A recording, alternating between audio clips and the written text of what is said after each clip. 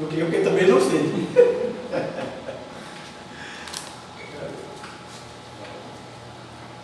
Gente, boa tarde. Então, a gente está vendo uma progressão, né, e um fio perpassando aí a nossa fala de hoje. E a parte que me cabe, né, como diz Edilton, é sobre a autonomia do espírito em relação ao corpo. O que seria a autonomia? O que depende do espírito, o que não depende do corpo, o que depende do corpo, que não necessariamente depende do espírito. Então, isso está na entrelinha das obras, entende? Isso não está tão claro. Então, o nosso objetivo aqui é levantar algumas questões, mas incitar vocês a perguntar também e a gente debater para não ficar como uma palestra que ele fala e todo mundo ouve, tem dúvida, mas não expõe, como a Edilton falou no início, beleza? Então, bora ver essas questões aqui, algumas delas. Autonomia do espírito, né? Esse é o primeiro tema. O livro dos espíritos, para quem, como a gente vai postar na rede depois, né? Tem pessoas que não sabem o que é espiritismo, não sabem quais são as obras. A obra que a gente está usando aqui é o livro dos espíritos, né? Isso é uma obra de perguntas e respostas. Kardec está perguntando dos espíritos, por meio do método, controle universal, isso aí vai ser explicado. Você pode assistir outros vídeos que a gente vai postar lá, beleza? Essa é a primeira obra espírita, né, codificada por Allan Kardec. Então, na questão 351, ele pergunta aos espíritos: no intervalo entre a concepção e o nascimento, o choro do bebê, lembra que a gente viu aqui? Que até o choro, né, como que a Leon trouxe, é onde se concretiza a encarnação. No período da concepção, no óvulo, até depois dos 9 meses, o espírito possui todas as suas faculdades espirituais, né? Que são faculdades, gente, né? São potências da alma, né? Seria faculdade, memória, imaginação, inteligência, entende? Vontade e outras. Mais ou menos de acordo com a época, aqui ficou junto, mas está separado. Mais ou menos de acordo com a época. Que época? Da concepção até o choro, propriamente dito, do nascimento propriamente dito. Porque ele, o espírito, né, não está ainda encarnado. O que a gente viu com o caminho, né, ele só encarna, só se concretiza a encarnação naquele momento lá. Mas vinculado. Lembra da extensão do laço fluídico que prende o espírito? Então a gente está vinculado e à medida que a gente se vincula ao corpo, a gente vai perdendo as faculdades. E à medida que eu não estou tão vinculado a esse corpo, eu tenho as minhas faculdades. Agora, à medida que o laço se estreita, né, seria se estreitar o laço, eu vou me aproximando desse corpo, desse feto, né, e tomando, me apropriando dele até encarnar, concretizar a encarnação, essas faculdades vão sendo amortecidas, por assim dizer. Lembrando aqui, existe uma lei, né, que até Cosme Massi, né, enfatiza, né, que existem vários princípios na doutrina. Um deles é que o espírito não retrograda, entende? Então, para a doutrina espírita, diferente de outras doutrinas reencarnacionistas, o espírito ele não perde tudo que ele adquiriu. Então, tudo que a gente adquirir de virtude, né, infelizmente de defeito também, né, a gente traz e leva isso, né? É o que os gregos chamam de rexis, que é a disposição da alma. De tanto repetir, de tanto praticar, isso cria uma disposição na alma. E essa disposição a gente vai levar. Como eu tiro essa disposição? Substituindo por uma outra disposição. É o que os espíritos falam: se tiver vontade firme, vai longe, né? Pode adiantar várias encarnações. Mas se a vontade for fraca, você vai ficando no caminho, vai dormindo na rede, não é, Camilo? Vai assistindo novela, né? Não que não seja bom assistir novela, né? Só um exemplo. Desde o instante da concepção, a perturbação, é um conceito importante da doutrina, começa-se a senhorear do espírito, tomar posse do espírito, né? Advertindo esse espírito de que é chegado o momento de tomar uma nova existência. Lembra que a Edilton falou? É como a gente indo para a praia, a gente não sabe, uma praia que a gente nunca foi. À medida que a gente vai se aproximando do mar, a gente vai sentindo o cheiro do mar, né? A gente vai sentindo que está perto, mas a gente não sabe que hora vai chegar, né, onde está propriamente, qual a distância exata. É isso aí. Advertindo de que é chegado o momento de tomar uma nova existência. Isso é instintivo, gente. O espírito, à medida que a gente está na erraticidade, que é um intervalo entre uma encarnação e outra, né, só para a gente complementar o que já foi dito, né? Para não ficar parecendo que a erraticidade, que todos os espíritos estão na erraticidade, não. Só os que precisam reencarnar. Os que não precisam reencarnar não estão em erraticidade. Não são espíritos errantes, porque são espíritos puros. Jesus foi o único aqui na Terra. Então Jesus não precisava encarnar. Ele encarnou por missão para fazer progredir a humanidade. Então, os espíritos, quando chegam nesse estado que não precisa mais reencarnar, porque não tem mais nada para aprender encarnado, seja nesse mundo, seja em outros mundos, então ele passa para outro estado, ele deixa de ser o estado, deixa de ser espírito errante, né? Então, à medida que a gente vai ficando nesse intervalo das encarnações, a gente vai sentindo como a gente sente o momento da morte. A gente vê vários casos, né? Antônio Conselheiro, por exemplo, né, que é perto da gente aqui, ele começa a falar que eu estou sentindo que estou próximo da morte e chega a precisar, tem espíritos que chegam a precisar. Como o Chico também falou, eu vou desencarnar no dia que o Brasil estiver muito feliz, que foi quando o Brasil ganhou a Copa do Mundo. Não sei que Copa foi. 2002, né? Então ele já sabia, né? Para ele falar isso, é um momento em que o Brasil vai estar muito feliz, ele já sabia o momento que ele ia desencarnar.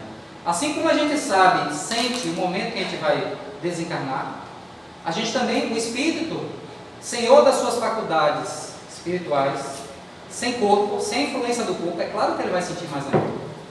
Então ele vai sentir que está instintivamente, que está se aproximando a hora, ele precisa ir para a escola, para fazer prova, para passar no teste e subir de degrau, mudar de degrau.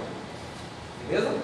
Essa perturbação vai crescendo até o nascimento. Olha, por isso que eu não sei se foi dito ou foi que já falou, né? Que reencarnar, gente, é pior do que desencarnar.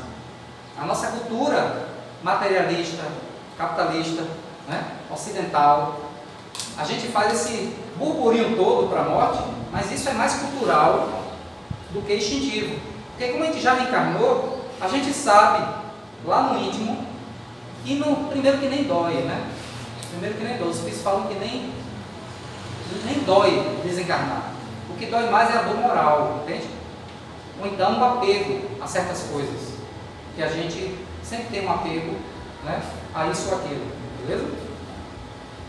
Então, vai crescendo até o nascimento. Essa perturbação existe na encarnação, como existe também na desencarnação. O espírito também fica perturbado quando sai do corpo, né? Como o passarinho sai da gaiola, né? Quando a gente desencarna, a gente também passa por um período de perturbação, que a gente vai falar amanhã, né? Que é sobre a relação dos espíritos no mundo espiritual. Neste intervalo, seu estado é pouco próximo ao de um espírito encarnado durante o sono do corpo. Durante num período de sonho, quando a gente está sonhando, esse torpor, lembra que foi falado aqui do torpor espiritual?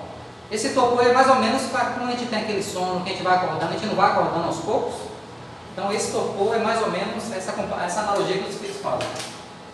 Seu estado é pouco próximo desse estado aí, né, de sono.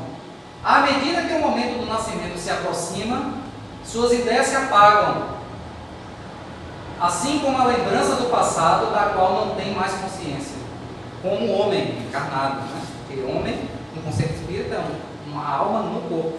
E espírito, com E maiúsculo, que a gente vê sempre na codificação do E maiúsculo, isso tem um porquê, mas não dá para explicar aqui. Espírito sem corpo, né? Então, espírito no corpo é a alma, é o homem, né? Lembrança do passado, da qual não tem mais consciência. Por isso que a gente não lembra das vidas passadas. Isso é uma regra geral? Sim, mas em alguns casos, a depender da evolução do espírito, como Sócrates, Jesus. Vocês acham que Jesus não sabia das vidas passadas dele? Não lembrava? Claro que ele tinha total consciência, né? Agora, à medida que a gente bebe muito do rio do esquecimento, como diz Platão, antes de encarnar, à medida que a gente bebe mais do rio Letes, né, que é o rio do esquecimento, a gente lembra menos. Então, algumas pessoas lembram espontaneamente, não tem vários estudos, né? Aliás, estudos que não são espíritas falando desses casos de pessoas que começam a lembrar espontaneamente, inclusive crianças. É um caso mais frequente, crianças lembram, ó, meu pai não é esse, minha mãe não é essa, eu fui policial, não, esse corpo aqui não é meu. Tem casos que vale a pena a gente ler, se aprofundar. Para não pensar que é só o espiritismo que fala disso, né? Não tem muita pesquisa acontecendo. À medida que o momento do nascimento se aproxima, suas ideias se apagam, assim como a lembrança do passado, da qual não tem mais consciência, como homem. Olha, uma vez entrando na vida. Ah, mas a gente não dorme? Por isso que eles estão enfatizando como homem. Porque quando a gente sai do corpo ao dormir, a gente recobra as nossas faculdades, não todas. Porque a gente está ligado ao corpo ainda. Mas a gente recobra. Então, Kardec evocou várias pessoas encarnadas. A gente pensa que chega o momento do livro dos médiuns, que ele fala, muitas das evocações aqui, eles estão encarnados ou em outro mundo, ou na própria Terra. Estão dormindo e ele evocava o espírito vinha e dava resposta lúcido. Quando voltava, a pessoa era evangélico, preconceituoso em relação ao espiritismo, não aceitava nada, porque é influência da cultura, do meio, entende? Do corpo. Essas influências, o espírito não é nada. Como a gente viu um caso ontem na apresentação que a gente fez, o caso de um ateu, né, que foi até que a gente mostrou, o caso que uma pessoa era ateia, enquanto vivo aqui como homem, só que uma pessoa muito preocupada com o próximo. Quando ele desencarnou, Kardec evoca ele, a consciência espiritual espírita que ele tinha é de uma lucidez espantosa, né? Aí você pergunta, como é que um ateu tem essa consciência espiritualista? Porque ele está com o espírito, ele recobrou as faculdades do espírito que ele já tinha, então a gente lembra, beleza?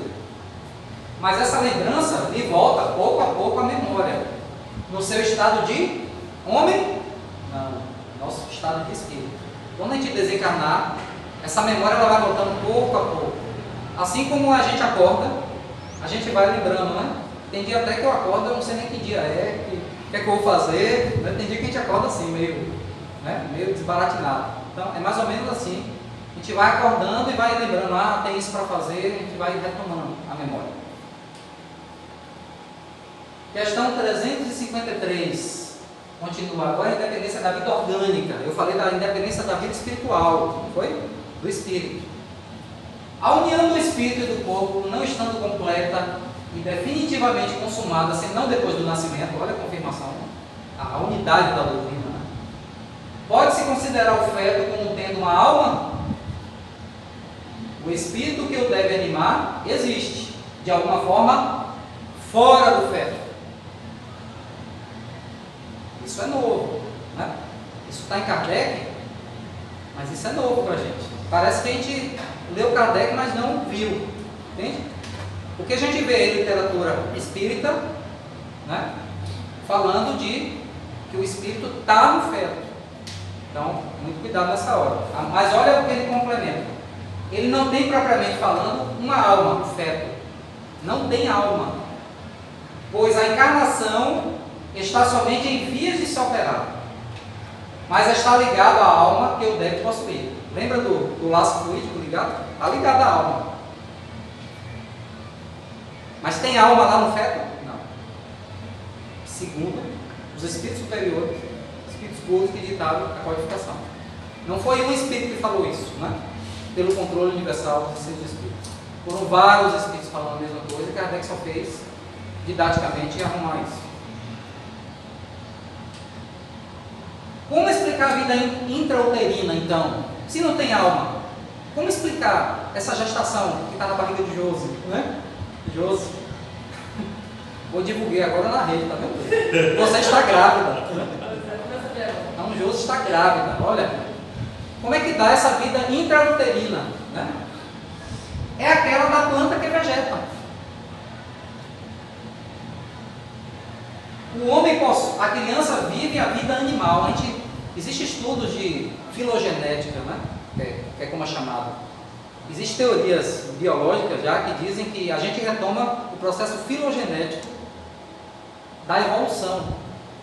A nossa evolução, estou falando biológica, né? Teoria de Darwin, teoria da evolução.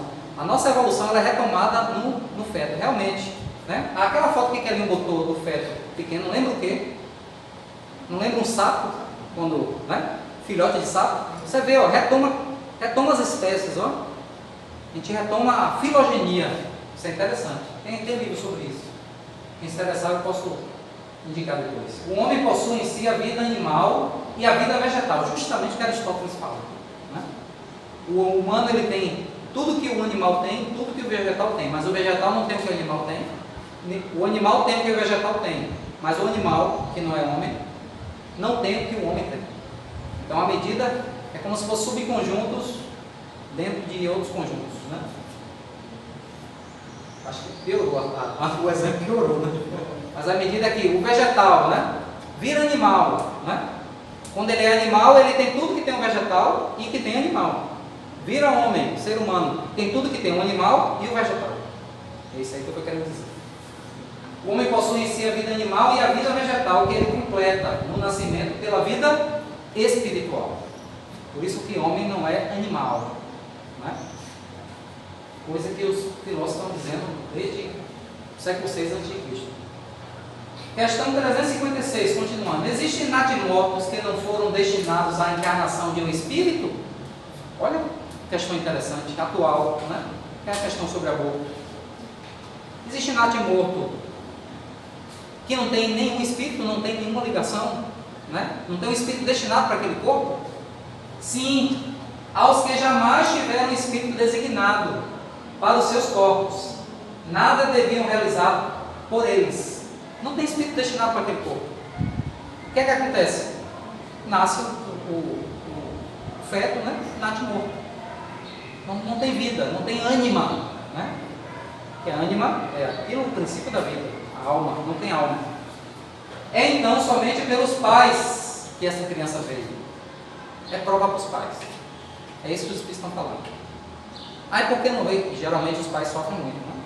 Na maioria dos casos, não todos, mas a maioria das vezes. Então o pai, com certeza, ele está ou passando por uma prova, os pais, passando por uma prova ou alguma expiação. Entende? Para ter ocorrido isso.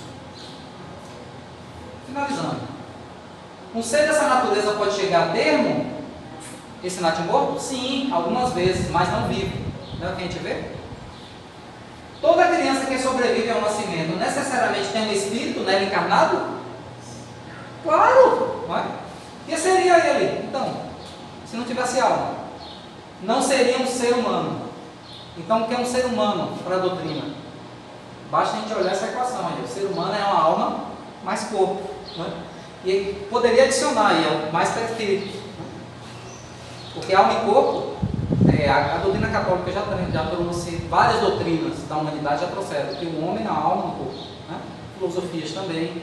Agora o que o espiritismo traz diferente é a alma no corpo intermediada por um perispírito. Tem um corpo espiritual aí, porque senão o espírito que é imaterial nunca agiria sobre a matéria e a matéria nunca seria influenciada por algo imaterial. Tem que ter algo semimaterial no meio para que faça esse laço, essa ligação, esse médium, esse meio entre o imaterial e o material que é o perispírito.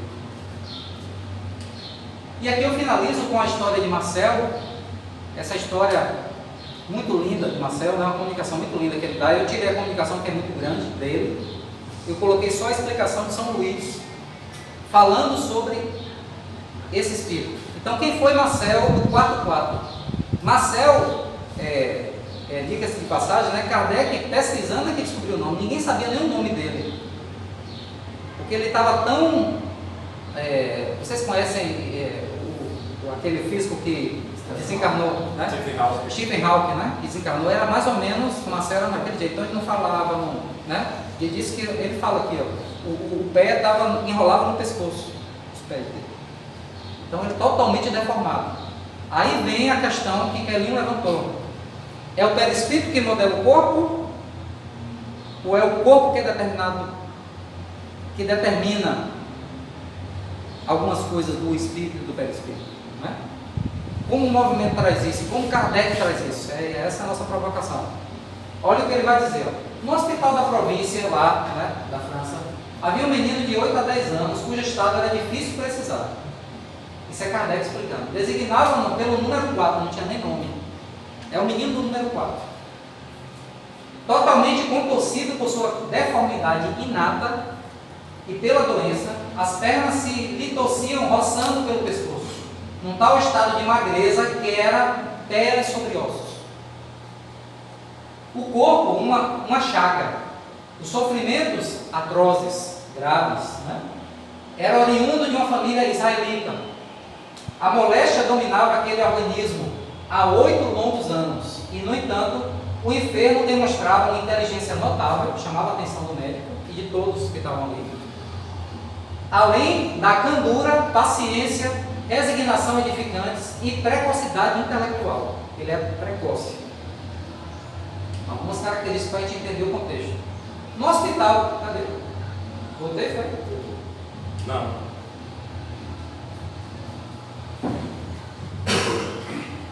A culpa é de Edilton agora. Eu mandei o slide. Tu tá com o meu aí? Tô. Vou botar outro. É porque a gente juntou, como são 3 apresentações em uma, a gente juntou tudo em um slide só, né? Aí o outro slide ficou fora. Mas é rapidinho.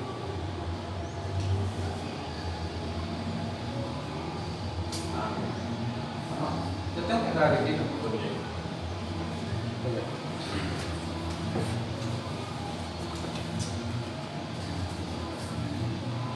Esses são os defeitos técnicos. Coisas das novas tecnologias. Tá bom?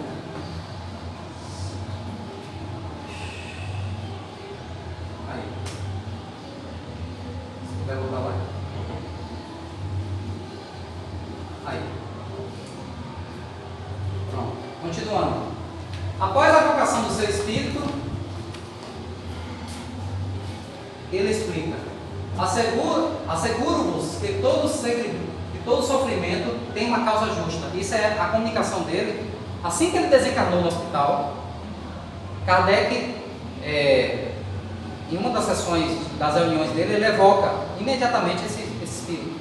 E aí ele dá essa comunicação aí. Então, eu vos asseguro que todo sofrimento tem uma causa justa. Olha, por aí a gente vê a evolução do espírito. Ou seja, eu não sofri em vão, né? Não foi punição de Deus, não é nada disso. Aquele a quem conhecestes, tão mísero, foi belo, grande, rico e adorado. Aonde? Em outras encarnações. Olha, belo, rico e adorado. Com certeza foi alguma personalidade importante que abusou disso. Eu tinha lisonjeadores e cortesãos. Olha, ele tinha pessoas que cortejavam ele. Eu era fútil e orgulhoso. Anteriormente fui bem culpado. Reneguei Deus e fiz o mal ao meu próximo.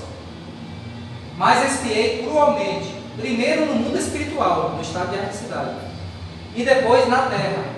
Isso que suportei apenas alguns anos, 8 anos, não foi de 8 a 10 anos, nesta última e curta existência, sofri durante uma vida inteira, até a extrema velhice, em outra encarnação. Imagine, gente, é a segunda vez que ele vem assim. Ele sofreu na outra até a velhice, nessa ele veio só 8 anos. Então, por aí a gente vê como a gente é estreito, né? A nossa visão é estreita no julgamento de certos fatos, de certos fenômenos que a gente vê. A gente vê, olha, que Deus é esse que permite isso, né? Que absurdo é esse? É porque a gente não vê, gente. A gente não vê a unidade, né? A unidade, o fio que perpassa as encarnações, a complexidade que é isso. Tudo é para o nosso bem. Por isso que Jesus fala, uma folha não cai sem a permissão do Pai. Não? Olha como a doutrina vem esclarecer isso. Cadê? Parei onde? Por meu arrependimento, reentrei em graça diante do Senhor, que se dignou confiar-me várias missões. Olha, missões. Porque a gente tem uma ideia de que o espírito errou, vem ser punido, né? Lembra que Kevin leu que não é punição? É inerente à evolução. Deus não pune ninguém, gente. Deus não pune ninguém. Claro, porque se a gente se pune, a gente vai pedir uma prova pesada, né? E os espíritos, até por amor, até diminuir, falar, não precisa isso não precisa passar por isso não. Você pode ir pelo amor, mas a gente tem essa necessidade de sofrer, sabe? A gente tem que se desapegar dessas coisas. E o espiritismo é libertador nisso aí, né? Como o Kevin falou, a moral é autônoma. Isso que eu suportei, cadê? Reentrei em graça diante do Senhor, que se dignou confiar em várias missões, cuja última vos é conhecida. Ele estava encarnado por expiação, por prova? Não. Olha, Olha que dado interessante. Ele veio por missão na última encarnação. Solicitei-lhe a Deus, né, para arrematar a minha depuração. Ele sabia que necessitava só desse períodozinho. Claro, é missão. A gente vai entender que missão é essa. São Luís que vai explicar, né? Ele explica. E aí ele vai embora, né? E aí São Luís é evocado, que é um dos membros da sociedade, é um dos espíritos que auxiliam Kardec na qualificação. Kardec evoca e São Luís sempre, geralmente, instrui a situação daquele espírito, né? Que a gente vai ver agora. Santo Agostinho, eu sei que era São Luís, é Santo Agostinho que vem e fala sobre ele. Então ele diz assim, ó, se a agonia foi longa na hora da morte, não foi terrível para ele, para o espírito. Os membros convulsionados se torciam sem dúvida, ou seja, o corpo, olha a independência do corpo com a alma. Na hora da morte, os membros se contorciam, né? E mostravam aos assistentes, médicos que estavam ali no hospital, um corpo deformado se revoltando contra a morte. Isso é o corpo. Mas o anjo planava acima do leito do moribundo, cicatrizando o seu coração.